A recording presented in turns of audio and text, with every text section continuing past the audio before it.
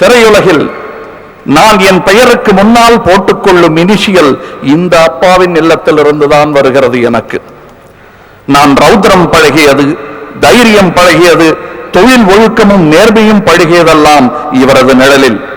திரு சிவாஜி எனும் துரோணருக்கு நான் ஏகலைவன், திரு கேபி எனும் துரோணருக்கு நான் அர்ஜுனன். அர்ஜுனன் என்றால் கிருஷ்ணன் இல்லாமல் போவாரா? அதுதான் திரு அனந்த கிருஷ்ணன். 2 தலைமுறையினருக்கு நண்பனாய் நல்லாசிரியனாய் இருந்த திரு அனந்த கிருஷ்ணன் கேபியின் உடன்பிறவா இளைய சகோதரர் என்பதனால் எனக்கு சித்தப்பாவானார். திரு நாகேஷை பற்றி பேசுகையில் திரு கேபியை பற்றியும், திரு கேபி ஐயாவை பற்றி பேசுகையில் திரு நாகேஷை பற்றியும் பேசாமல் இருக்க முடியாது. இது நிஜம். இன்னும் வலிக்கும் நிஜம் என்னவென்றால், அது இங்க நாகேஷ் சாரே சொல்லிட்டாரு. நாகேஷ் சாரை பார்த்து காப்பி அடிப்பது எனக்கு புதிதல்ல, இங்கும் அது தொடர்கிறது.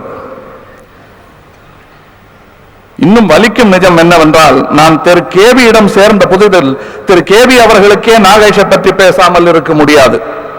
தப்பித்தவரை ஒரு காட்சியில் நான் நன்றாய் நடித்து கேபி அவர்கள் 2 வார்த்தை பாராட்ட நேர்ந்தால் கூடவே நாகேஷை பற்றி 10 வார்த்தைகள் பேசாமல் ஓய மாட்டார். தவறாமல் நிதமும் நான் நடிப்பில் செய்யும் பிழைகளை நொந்து கொண்டு அவற்றை நேர்த்தி செய்ய முற்படும் போதெல்லாம் 30 வார்த்தைகள் சொல்வார் நாகேஷை பற்றி. முதலில் பொறாமையில் ஆரம்பித்து நாகேஷ் அவர்களுடன் என் உறவு. பின் திரு கேபியை போலவே நானும் நாகேஷ் அவர்களின் ரசிகனானேன். என் வாழ்நாளில் எனக்கு கிடைத்த மிகப்பெரிய விருது திரு கேபியும் திரு நாகேஷ் அவர்களும் என்னை ரசிப்பதுதான்.